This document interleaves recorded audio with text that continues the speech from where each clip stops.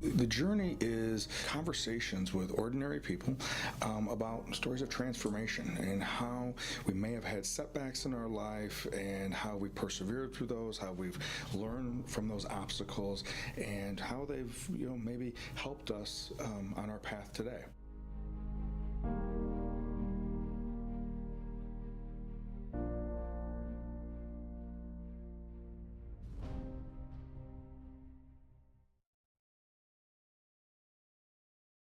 Well, welcome to the journey. My name is Kevin Polke, and I am the host of the journey. And I have two special guests. I mean, one of our guests, Kirsten, she has been on the podcast before. She was about right around a year ago, around this time. Kirsten told her story for the first time, and then her best friend Taylor is joining us today. So let me start off with just as I always ask. Kirsten, when you have an opportunity to have fun, what does Kirsten do for fun? Because you're involved with a lot of things. But when you have fun, what do you do for fun? For fun, I love to play volleyball. I shoot darts, and both of them I'm in a league. Um, I interact with my family a lot. Like I hang out with them as much as I can. I was just telling her I like call her on the phone, if not once or twice a week. We always run errands together just for fun of it. I'm a big hammock person. I like being outside, going for walks, runs, hikes, anything like that. Anything outdoors. I love to do. But currently, right now, I love playing volleyball and shoot darts. I hang out with my family as much as I can. I see my best friend as much as I can too. Uh, so Uh, yeah, for fun, honestly, anything outside. Awesome. All right. And I'm guessing you're playing sand volleyball at this time of the year. Yeah. Yes, awesome. Okay. Taylor, what do you do for fun? Same thing. I love being outside more along the lines of if I'm playing a sport. I like being outside more. I love going for runs. I love working out. I currently am in a soccer league on Wednesday nights, Monday nights, and indoor like for the winter league. But so it keeps me busy, keeps me, having fun, enjoying the sport that I love, even at the age that I am at 30. I mean, and a lot of people always say they're like, I wish I had like a league for this, that, and the other. And I'm like, I'm glad that they do like have that for older, adults because it just is like it's not anything like super committal. Like you don't have to like commit like to every single day. It's more just along the lines of like just having fun and doing it just one night a week. But I also coach. So I coach at Harlem High School. I coach the junior high soccer girls team. So I do that in the springtime. And yeah. So other than that, just have fun like playing soccer, doing fun things with my friends, and I don't know. I always find something to do. I feel like there's always something that I'm doing. She's just as busy as I am. We're so busy, Nice. but we always find time for each other. We really do. Perfect. Yeah, my very first football coaching assignment was at the Harlem Junior High, Oh, and nice. I was a seventh grade football coach. And wow, I think if I remember correctly, we had 73 boys show up Oh, wow. for the team. It was me and two other adults, and we were outnumbered by Gosh, far. yeah. But it was a great experience, and I still, I was able to coach there at Harlem. Moved up to the varsity and help Oh, out nice. for the 6 or 7 years. So I was able to see the boys that I started with in seventh grade. I got to see them graduate, and then Yeah, even the year behind them, and still stay in contact with some of them. It was an awesome experience. same. I agree. I don't think there's anything better than watching from them starting however young they were. I mean, I have a lot of freshmen and then they turn into seniors, but it's incredible. It's just a humbling feeling to watch them like grow like that. Some of my favorite people were my coaches too. Yeah. Like coaches were so impactful to me, and so Yeah. yeah. And I think, and I know we're gonna talk about parents and the involvement of parents and how important that is. But, I think, you know, I had the same experience. I had certain, coaches that I didn't know that later they were going to be very pivotal Oh individuals in yeah. my life, almost like mentors in my life from a coaching capacity. But they were instrumental in teaching work ethic and being Yeah. seen and heard and stretching, all those types of things. And at the time, you don't realize that, you're just playing a sport or activity, but And then I don't know if I fully grasped that when I started coaching. I was in my mid-20s, and I didn't realize, just by doing it and I loved the sport and didn't know what kind of seeds we were planting at the time. But yeah, it was awesome. No, I couldn't agree more. Yeah. So regarding you two, you guys have like known each other for a long time. So tell us a little bit, how did you first know each other, and then tell us a little bit of journey of that journey. I actually was looking at our soccer picture today. So we 5 years old. Yeah. We were on a soccer league together.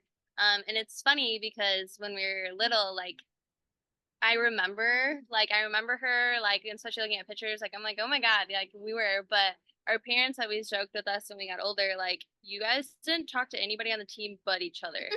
Like she was my person even when I didn't know it, right?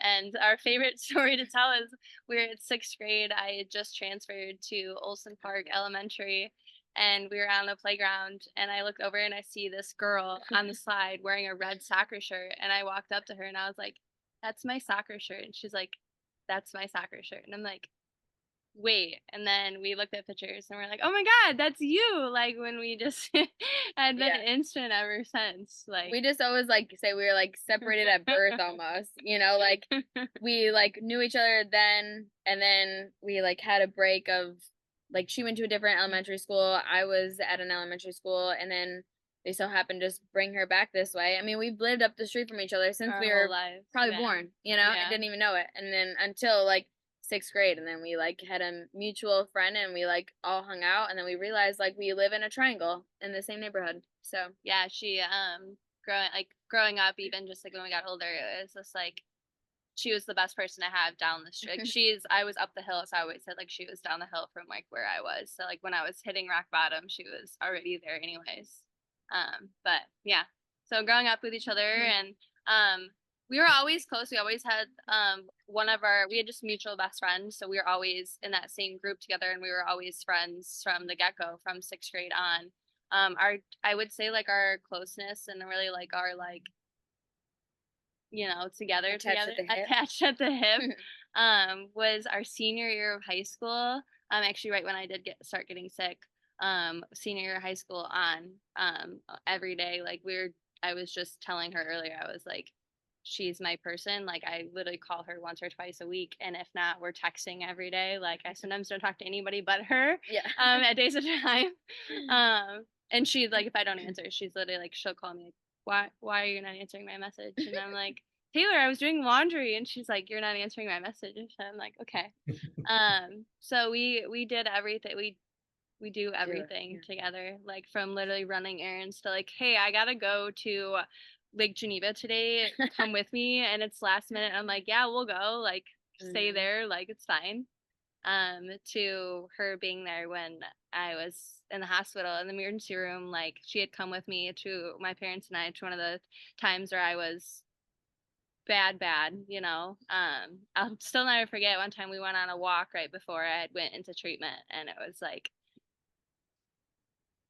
I feel bad. I feel so bad. I just remember being so like not okay and sick and like aggressive, and it was like she was just like, I'm not leaving you. Like, no, I don't care what you say. And that's like a pivotal point to me in our friendship, because it was literally like, okay, like I might be on death row, but like she's one of the reasons why I got to keep going.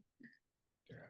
Well, and speaking of like doing things together, right, is that we had the opportunity, a few weeks ago to actually, you guys were featured in a short film that we're doing for Shatter Our Silence, that we're going to feature and present in September at our annual event. And so, Lonnie from Vixen Productions did the filming, and the two of you, along with the other two guests, were on there.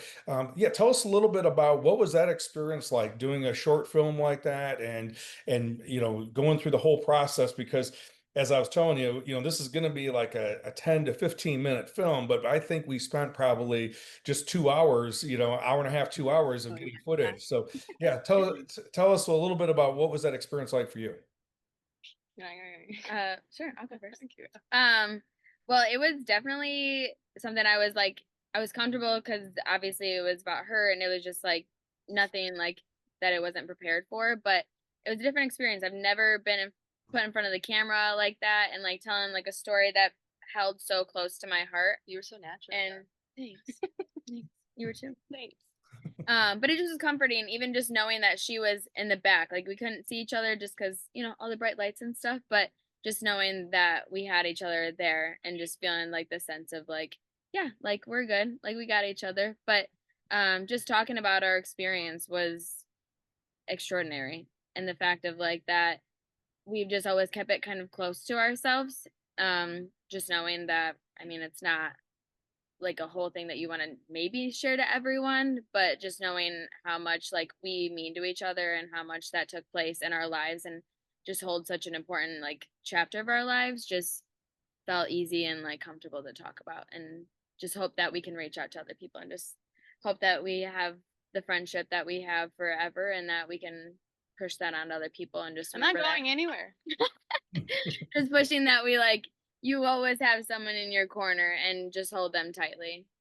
I remember like when we were there and it was like I was getting choked up and like what Taylor just said, like you can't see the background because it was dark, which was perfect. But it was like one of those moments where it's like, okay, wait, Tay's there. Like I feel very vulnerable in this moment, but knowing Taylor was there was like, okay, wait, I got to keep pushing forward, like keep talking and like keep opening up. And kind of like what she said, it's not like a, hey, how you doing? Guess what? Like I was in the hospital. It was like one of those stories where it's like it holds very dear place to us because it's like you were there like in like the darkest part of my life and like when you when like I mean I just like look at pictures of like when you and your mom came to like visit me, like that was like a huge point in like my treatment during that time. And it was like, no, I didn't like anybody to come visit me. Like I didn't want people to call me. I didn't want people to visit me.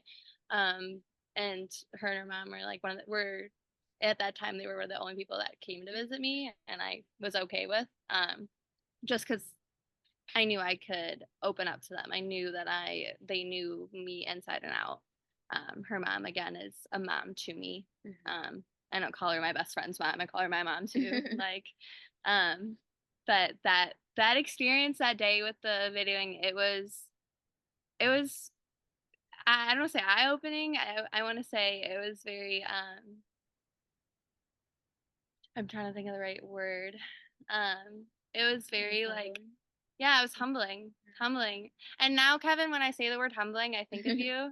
Just because you always said that phrase, like when something like, bad happens to you, like to like remember to humble yourself and like realize like what you had to go through. And like something just recently happened to me and I was like, could hear your voice being like, just humble yourself. I'm like, all right, I got it. I was like, all right, Kevin. Just kidding.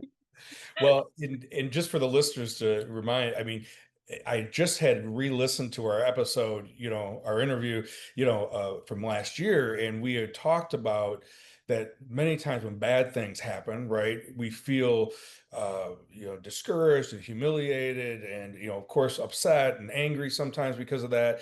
Maybe even feel stuck and hopeless, and then we stay stuck in the loop of that hurt, right? And then I think I shared with my story of when I was stuck in that loop, and the message that I got was about humbling myself in front of God as I understand him, and then I will get lifted up. And I remember resisting that, as I was telling you, and that it because I felt like I'd been so humiliated. And that was kind of that awakening that humiliation doesn't necessarily equal being humble, right? And because for me, when I'm hurting, I want to hang on to that pain, and I don't want to hang on to it, but I want to hang on to the anger so I don't get hurt, or hang on to the resentment or whatever it is, and it kind of keeps me stuck. Yeah. I do like check myself every once in a while, just like since the last year when you talked to me, and I hear your voice like saying like reminding me to humble myself like through the pain and like through the anger, and I'm like, okay, this too shall pass, like another day will come. And then all of a sudden Taylor's calling me. It's like, So the backstory about having you and Taylor on was that when we did this film, when we talked about doing another film for SOS, similar to last year, we wanted to be able to reach out and invest in young adults who had their own setback, which I'm going to have you share just a little bit about that story, just so people understand the context of it, and then not just talk about the setback, but what did you learn about yourself in that Yeah. setback that you wouldn't have learned if the setback would have never happened? And then in like your case, as well as the four guests that were on last year, how are they now giving back to the greater community as a result of what they learned there? But one of the things that we noticed was that each one of those stories of last year, and that's why we wanted the two of you on, is that there was somebody, or maybe more than one person, but usually somebody that was um, that support system, that light in their darkness, in that darkest time. And how do we capture a little bit of their story as well? Because the audience that's going to be, watching this film, there's going to be a combination of people there. Some people may have themselves been in that darkness and had gone through it, or some people may be going through that darkness, but other times it's they're potentially a significant other. They are potentially that person that can be that light when someone's struggling, right? And so we wanted to intentionally feature that. And I had talked about it and with our board, and talked with it with my counselors at Four Corners, and then of course Sonia says, who I'm thinking. And then immediately we went to, well, let's reach out to Kirsten and see if she's open to it. And so that was really the background of what the film was, the intention of the film.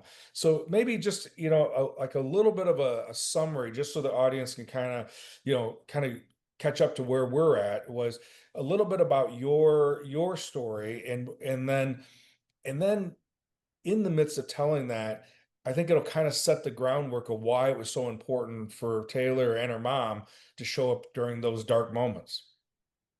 For sure.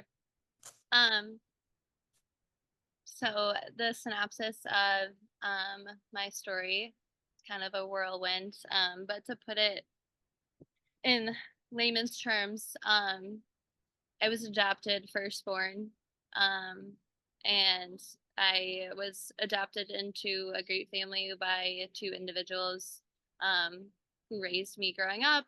It was a tough childhood, especially when I found out at 8 years old that I was adopted, not knowing, an identity crisis.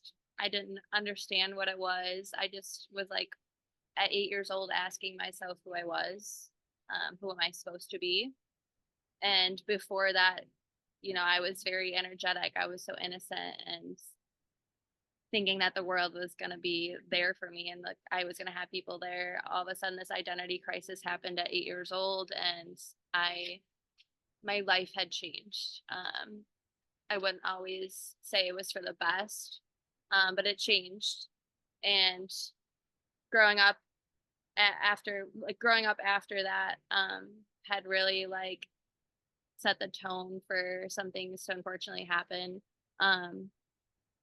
In high school, during my sophomore year, I met the individual, who I call individual, but was my biological mother. I had met her and was told that she would rather have me dead and that I shouldn't be here. Um, uh, but a month or not very long after being told that, my sophomore year, it was the summer going into junior year, I actually was found by my biological father, who I didn't reach out to. He had found me, got my contact, and wanted to be a part of my life. At that time, I was very hesitant. I didn't know, just from the trauma that I just endured, from an individual. I just didn't know how to bring him in my life. Um,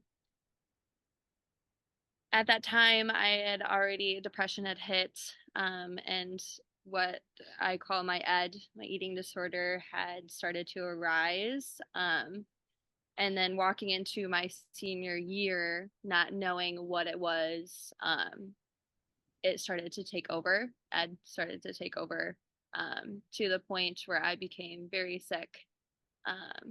And my boyfriend at the time said, I need you to get help. Otherwise, I can't do this anymore.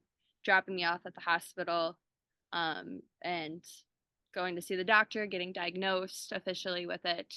I didn't know who I could trust. I didn't know who to turn to.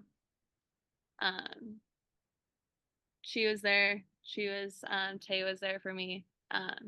And I didn't know what an eating disorder was. My adoptive parents didn't know what an eating disorder was. My biological dad also did not know. Tay didn't know. We didn't know. Yeah. So it was a lot of internal struggle, but also like a lot of environmental, like people around me were like, I don't know how to help you. I didn't know how to help myself.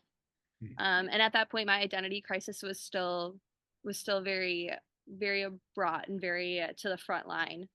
So having an identity crisis, but also being sick to the point where I didn't care. I didn't care to be here. I didn't want to be here. I didn't think I was supposed to. I had an individual's voice in my head saying that I shouldn't be here. Started to really take over. Having the family, starting to really learn like what it was, having Taylor and her mom both start to really like figure out what it was, like having those people research what an eating disorder was and how do we help how do we help somebody with an eating disorder, they were the biggest backbone during that time. I couldn't have asked for better people. Senior year kept going. I was in and out of the doctor's office at the time, to the point where like the doctor was like, I need you here and here before you can do anything else. Otherwise, we're gonna have to send you somewhere. And I was like, I don't want to go anywhere. Like, tried to better myself, which I did, for a while. And then a couple of years later, as Taylor and I are already close, we're still attached. We're attached at the hip at this point. My biological dad and I are closer. I at that point still call him dad. I get sick again. I'm in and out of the hospital. I was actually with Taylor I think I was with you. And it got really bad to the point where like I was sick. I couldn't move. I thought I was like shutting down. It felt like I was having a heart attack. And Taylor and my adoptive parents drove me to the emergency room. And where I was told like the doctor came in without everybody there and said, "You are killing yourself. And I know you know it. We need you to get more help, otherwise you're not going to." And so he said, I can voluntarily like put you in a facility, or we can find you help with your support system that's already here. So altogether we did decide that I needed to go somewhere, where I did get placed at Rogers Memorial Health in Oconomowoc, Wisconsin. I was intensive inpatient for 2 months, and then I was outpatient with a life coach for 2 months. During that time was my birthday, but I didn't want anybody to call me. I didn't want anybody to see me. No visits, nothing. Taylor actually used to write me letters, and it was funny because in her letters she would date, and she would do something like, if it wasn't every day, it was every other day, just to keep me updated and make me feel like I wasn't missing out on what was outside of treatment. Inside of treatment, I was in a wheelchair. I was at a feeding tube. I was on death row, suicide prevention. I was on suicide call. I was on fall risk. I didn't want to see anybody, but when I heard that Taylor and her mom Sherry wanted to come visit me, some part of me that was healing said, I need to see them. I want them here. So they did. They came to see me. They came to see me inpatient, I think twice for sure. I remember once, but like for sure twice. And they came to see me an outpatient as well. That was seeing them and having Sherry, her mom, like make me that blanket. I still have that blanket today, but like having my best friend and her mom there was a huge turning point because they gave me light and they gave me confidence to get better. They were one of the reasons why I want to be here today. And Brian, my biological dad, also did come to visit me as well. And having him there, like, he was a reason why I'm here.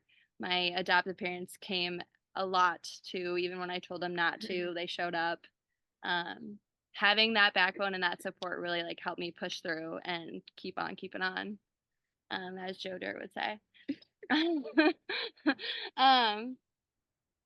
I didn't want to be here. I didn't want to live. I just kept hearing that individual's voice. But having the people show up, like having Taylor, her mom, Brian, John and Linda, all three of my parents show up, I started to hear their voices over that individual's, and that was a huge, huge thing. The voices in my head started to calm when I heard them. And like, I don't know if I've even told them that, but like, Yeah. I I needed to hear them to get past that individual's voice, and I did. I got out, I graduated, right? I came home. I continued to keep on my recovery journey, which that journey, right, we've talked about multiple times, is such a roller coaster. It's never a straight line. It's not vertical, it's not horizontal.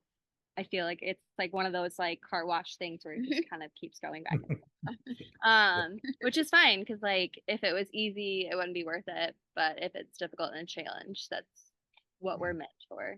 I know that was longer than it was supposed to be with my my story, but truly like my identity crisis and my eating disorder, they wanted me gone. The individual, I think, was the driver in those two, and they didn't want me here. But some part of me had to fight back, and luckily I have those select individuals, family and best friend and mom, that they said no, you're meant to be here.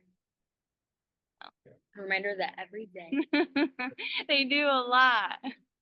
So, Kirsten, thank you for sharing your story. I know even though you've shared your story, different times, I know it's hard to go there. It takes courage to go there and be vulnerable again, be vulnerable each time you go there. And each time I've heard you tell your story, there's parts that, I get to know more about you as you're sharing it. I think, to your point about people not really fully grasping or understand what it's like to be in that darkness, what leads to people being in that darkness. And you talked about struggling with who am I, and then wanting, naturally, like we do as humans, wanting something externally to tell us who we are, where do we fit in, is a pretty normal, natural thing for us to do, especially growing up as a young person. And then, seeking that, and then having a message from someone who's supposed to, have a role in your life, then somehow trumps, overrides like experiences, overrides other people being around you. And I think, I don't know if people fully grasp when we get something like a seed planted. It's kind of like, you could have, something small be in your shoe, right? Like a very small like seed or a very small pebble, and it's like, but it's causing so much pain and it's causing so much discomfort, and that all you do is think about this tiny pebble in your shoe that's causing this pain, and it doesn't go, even though the rest of your body's okay, right? Yeah. And it just like, becomes all that focus. And then and I just want to kind of have you tell us a little bit about that somehow that then ties into shame and Yeah. secrets and silence and like self-judgment. And tell us a little bit about, just so people can, maybe who's listening, either understand it from as someone out there being in Taylor's role, or someone who may be in your role, who may be struggling with it. How does that cycle of shame then cause secrets and then silence? So I actually, when I talk about ED and an eating disorder within my group and with individuals that ask for support that have an eating disorder, um, I say ED, right? Because ED is something outside of me. I fight it, right? An eating disorder is not who I am. This is an ED. This is something that I can fight. But when ED likes to take over, it's you aren't worth this. You are not meant for this. You are not worthy. I should not feel you should not look like that. I have to look like this. I can't look like that. That is gross. You look this like looking in a mirror was the hardest thing for me for a long time because it was like every time I look in a mirror I'd hear this voice, I'd hear Ed, I'd hear that individual like you're not supposed to be here, like you look disgusting, I looked ugly, like I felt fat, every piece of me was disgusting, every piece of me was gross, and I wasn't worthy enough to have food, I wasn't worthy enough to keep food down, I wasn't worthy enough to have family like or friends, like I didn't feel like I wasn't meant to be here. And when I talk about an eating disorder, it's such a secretive thing, and people that fight Ed can really.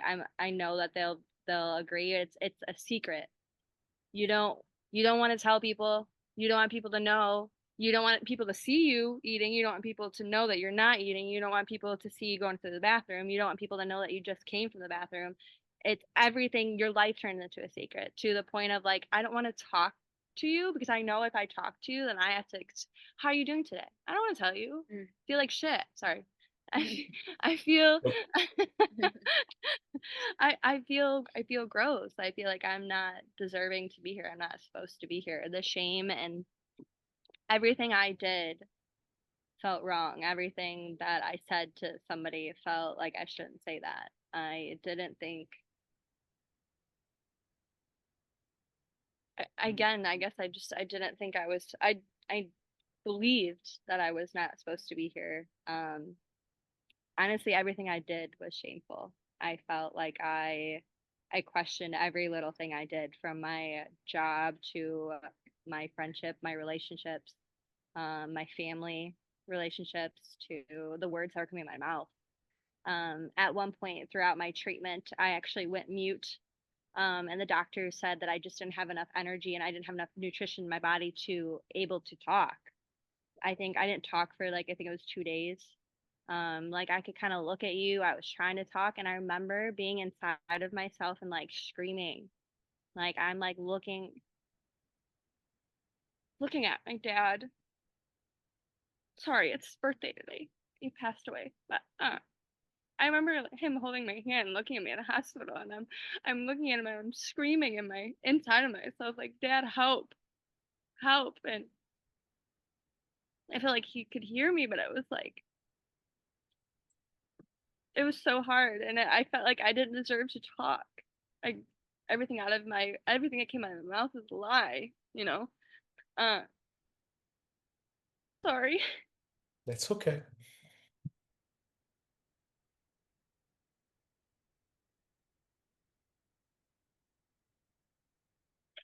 One of the things I can say though about today is like he never like the thing about him passing. One of the only good things I think about is like now he actually can see and hear me do things that he didn't get to see and hear me do before. So I feel like he's here now. I hope he is, you know. Sorry, but like um I was mute, like I couldn't talk, like physically, like my body was shutting down, I was dying, right? But I think back to it and it's like, I think I went mute like before my body was shutting down because I was like, I'm so sick of talking because everything out of my mouth is a lie and I felt horrible. Some strength I had came over me once I got some fluids in me and I was in the emergency room again for the third or fourth time and um my dad John was there and I looked at him and I'm like I need some water. And that was the first thing I said after a couple of days. It was like I need water. Um that was when the journey, like into Rogers really happened. And set forth a lot. And I think back to those moments so hard because I was so shameful. I felt disgusting. I didn't.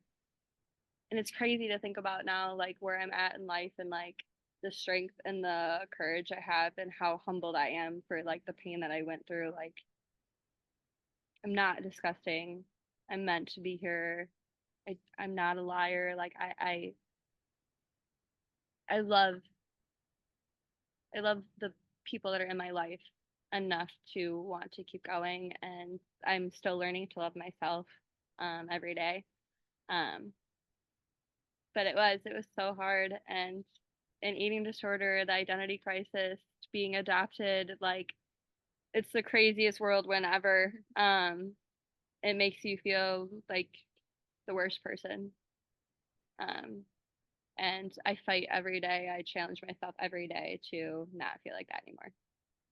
And having those people in my corner and my support like helped me really keep going. So yeah. Well, again, thank you. Before I don't want to lose this moment. So whose birthday is it today? My adoptive dad. So John. Yeah, John. So obviously when we originally planned today to be the day that we were going to do this interview, I don't know if we were necessarily thinking that we were going to do it on John's birthday, I but remember you asked and I looked at Taylor and I was like, Tay, look what day it is. And I was all for it. I was. so I think, what you said earlier, I think is important because I believe the same thing that you do is that, my dad, using my dad as an example, my dad died, will be 4 years this coming November. And I believe that he hasn't really gone anywhere. He's actually more present than he was before. He's just physically not here. And so, things that I wouldn't have done or wouldn't have said when he was alive for different reasons that I would have, or at least at the time thought. Now, today, I'm in a different place. And I think differently about that. And I believe that he knows that. So thank you for sharing and being willing to, do this on his birthday. Um, I want to kind of touch on this, and this is where I'm going to have you kind of Taylor kind of talk about your experience, because I think if and correct me if I'm wrong, Kirsten, is that in the midst of that shame and for all the reasons, with Ed and all these different things, um, and again, I can very much empathize and identify with what you're talking about, because for me at least, was as I've struggled with the body image disorder and different aspects of it, and restricting eating and all that disordered eating stuff that I know in my life I've done. The mirror has never told me the truth, and if it does, I look at it at 10 a.m. and then I look at 3 p.m. and I'm like, what happened? What, how did this happen? How did I get fat in 4 hours? How did I lose, and that was my journey until I started being willing to look at it differently, and so tell us a little bit about, you've talked about not trusting yourself, let alone other people. Tell us about the journey of learning how to trust that Taylor's not going anywhere, or people in your life are telling you the truth. Instead of looking at the mirror, I looked at her. Um I looked at her mom. I looked at John and Linda, my adopted parents. I looked at Brian, but I like, instead of looking at the mirror, which I didn't. I think about now, like, even to this day, like, I didn't look at a mirror for probably like 2, 3 years during that treatment and after. I mean, it happened, right? But I just didn't focus on it. And instead I turned to her, and like, we're not the same person. We're obviously height difference challenged, but like, challenge, sorry. we're obviously the height's different, but like what she said in the beginning, kind of like separated at birth, like we have so many similarities and differences that like the differences that we have actually like work really well together. But I look at her when I don't trust myself, because I know that she's somebody that would be honest with me and tell me the truth. Where so I'm like, hey, how's my hair today? Girl, no, not today, but I don't know that I've really ever said that. But I mean, it might have been like, hey, you got a hair like falling down from your pony, or something like that. But I trust her with my life, and I trust her with I trust her with my life. So I think, again, I think the biggest thing is like what I just said, and I'll say it again. Like, instead of looking at the mirror, I looked at her when I couldn't trust myself, when I couldn't trust my own voice. I like wanted to hear hers. Because to me, like, again, like, I know that you'll tell me like everything. yeah, like, I would definitely tell you the truth for and sure. she will, and that's the thing. And she's like my biggest support person. Like, I just truly think that like I needed I have people in my corner. I have those people, but like she was just that one person where it's like she was there when I was innocent. She was there when I didn't know what was going on, right? I life was great, right? We're playing soccer. Mm-hmm. We're like in sixth grade in recess. Mm-hmm. Like, she was that person, and she kept coming back, and like I was like this something. It was like kind of blocking the was a defense in my head without me knowing, right? And was like bringing her in. So the trust took a long time for myself to really trust myself, and some days I'm kind of like, what did I just say? But I do like it took time. And a lot of the times, like, Ed wanted to fight her. Like, Ed wanted to be like, don't talk to her, like, don't listen to her, like, she's just trying to get you away from me. And like, it was such a toxic Ed was such a toxic relationship for me, and it was like, but having like the one individual was like every day. I mean, it was like every day, like she'd text me. I mean, just even the letters that she wrote me, it was just like, you're meant to be here, you're beautiful, like you are deserving of this. And it was like, she was a constant truth in my life. So it took a long trust took a long time for me to even like the word trust, like I was not there, right? But it was always with her. um And when you discover, when you stated earlier about recovery, being kind of this up and down, and I think just like, experiencing love or experiencing faith or experiencing trust, I think it's the same. I think I don't necessarily trust someone who tells me that, oh yeah, I got it. I'm like, oh really? I don't know what world that is. And I'm not 100% sure you're telling me the truth, because I think it's this push and pull aspect, because it's sometimes I'm trusting at 100%, and other times I'm trusting at 90%, but I trust I have to keep on trusting.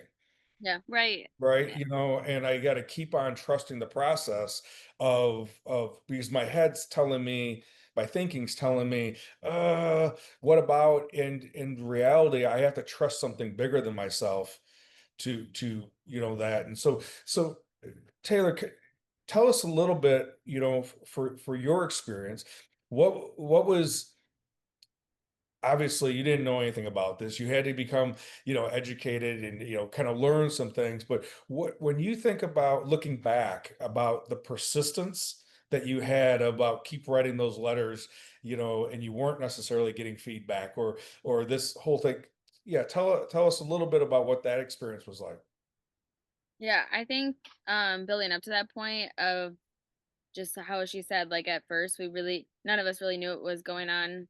We didn't know how to help. She didn't know how to help herself. Like she didn't even know that she was struggling as bad as she was almost, like it kind of was like, okay, this is my life, I think, and but when we got to the point of, I think that day where I went with her parents to take her to the hospital, that was a challenging moment for me because I had to find in myself like how I've always like made sure I like put her as even with me, like we put each other first for sure. But I think it was more of like, okay, this isn't about me. Like this is about like how I can help her. Like this is about like what can we do to get her back, put her in a place to remember like she was once this like little 6-year old like running around, and then now she's like challenging, and we all go through that. Like we're not the same as we were when we were 6 years old, so we all are going through this. So maybe a lot of people just thought like, oh, she's like just a teenager, it's whatever. But internally we found that, especially that day, like I said, taking her, that this was more than like just not being good at a sport or not doing good in school or whatever it might have been. But um I think just finding that sense in myself, like that I'm not like gonna let her like fail. And I think that's what we've always held each other to, is like like sports especially, like we've always held each other very high and like, hey, it's gonna be a tough game today, but like you got it. So I brought that into like our like moment of like, I need to help her and I need to, hey, we got it. It's not gonna be easy right now, but we're gonna get through it. And so I think just challenging our friendship, or people wanted us to like, I think, challenge our friendship in a way of like, oh, she's like, she'll be like whatever, like you'll be fine without her. And I was like, no, I won't be fine without her. Like no matter what it is, like it's always gonna make sure, like I'll make sure that like we've got each other. um I guess that where I was going with that is just like taking that moment of like, I didn't necessarily know in that moment, hey, like I need to like go look up like how to help her like through this like mental situation or like, health situation or whatever it might have been. But just watching her struggle, and I was like, oh, like I don't know what to do. Like I've never been in that place. Like my family's never like had like the one-on-one on like how to help your friend when she's like hurting. And so then I guess like moving forward, as soon as she was like taken away from me, I definitely like lost like my sense of like, because we've always been there for each other and like attached to the hip, like we say. And like, so it's almost like losing each other again, like we did like those few years in grade school. We found each other again. It's almost like I got to get back to that point, and we've got to like find each other again and make sure. But that's the wrong word, I guess, of like finding each other again, because we never lost each other. It was more of like we just physically didn't have each other in the same vicinity at all times. And just knowing that like where she was going to be good, she was going to get help. But that wasn't enough for me. Like I needed to make sure that like she knew I was still here. So I literally, like she said, wrote every day down, like this is what I did this week, this is what we did this week, like like this is what we'll do when you get back, like different things like that kind of thing. And just like keeping her remembering she's still a human, she is still here like for a purpose. And that's whether it's in my life or her parents' life or anybody, just living in general, just being the best like human that she can be. um and I don't think I really necessarily like went to like 101 school for it, but eventually learning from her, honestly, like from her nurses and like from the people that were there helping her. They gave us really, really good like resources and ways we can help without just being like, okay, I'm here to help you. It was like, okay, what ways silently can we be there to help her? And but she'll still know, but we're not like right at like holding her hand through it all. Like she's strong enough. We need to remind her that she's strong enough to like, get through everything. And she did.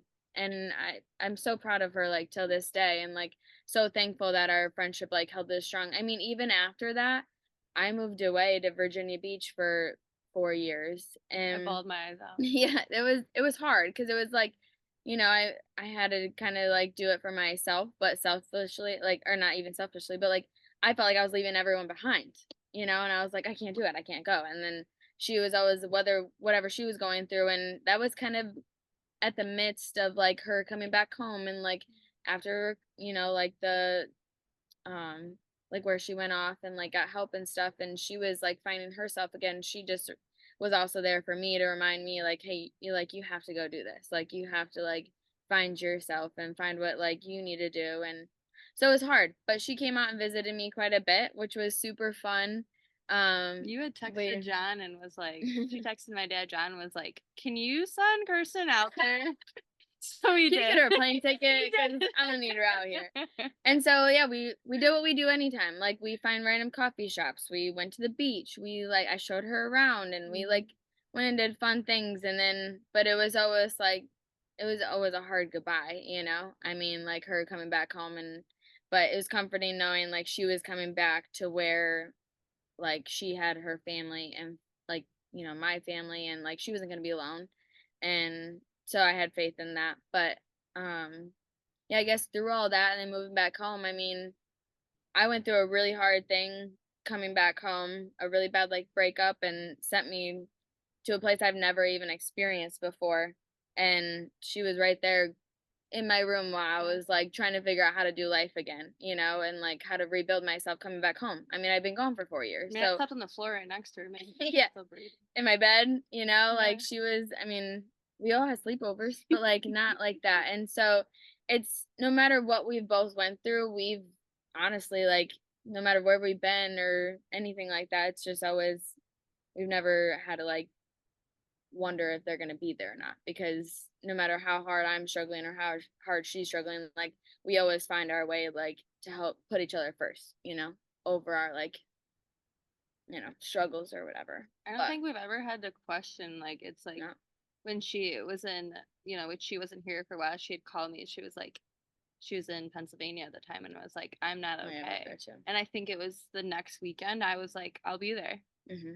Like, and same thing with her. It was like, hey, I'm going to treatment. Like, all right, I'm gonna come visit you. Like, Yeah, which Yeah. is so crazy to think about. Yeah, I mean, she was right out there as soon It as I was. knew like it wasn't good, the relationship I was in, and I should have packed up that day and went home with her. I begged her to come home with me. but it took me I was like a week later, and then she was right there when I got home. It was. So Well, and I think, a couple things that stand out to me, Taylor, and I do, just for people who have the opportunity to be the light in someone else's darkness, that, we can say it, right?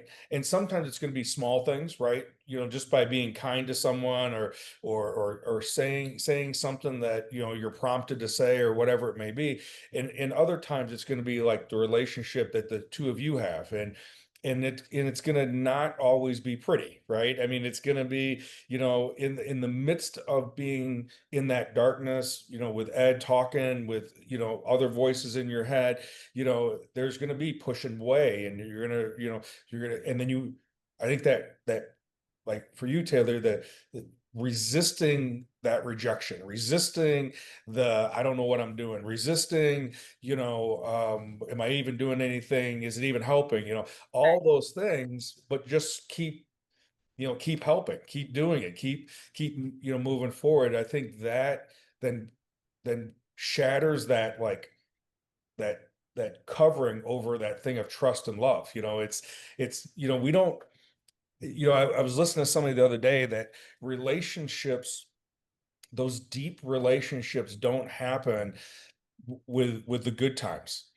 They happen as you experience difficult times together and work through those difficult times together. That's when those deep relationships are really formed, because anybody can go on vacation, yeah, and go to an amusement park and have a good time. It's really about how do I go through the painstaking parts of creating a home, Yeah. metaphorically, with somebody. And Sure. so I think your guys' story is a testament to that. And it's, and again, as always, Kirsten, I appreciate your courage to be vulnerable and share your story and be real. And Taylor, as I've gotten to know you now, this is your second interview with me, and how well you are able to share about your journey.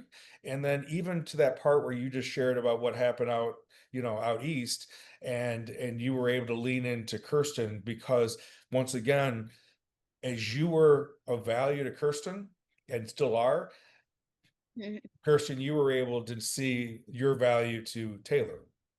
Yeah. Yeah. So I think that's how it really kind of all plays out. So just as we're getting ready to wrap up, is there what for each one of you, if there was one thing regarding whoever's listening, what would be one thing you would want them to know? Find your person. Whether that be like a romantic relationship, friendship relationship, or family person, like find your person. You know, like it doesn't have to be just one, it can be multiple people, but like listen to your instincts when they tell you that this is person to trust.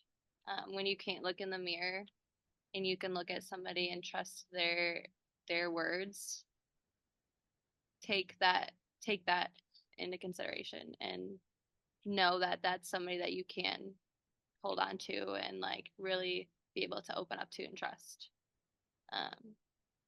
And value your friendships, because carpe diem, we never know when our last day is, and I'm just grateful to have her with me. I hope everybody listening keeps going, keep on keeping on, because I believe in you. You can do it, as John said.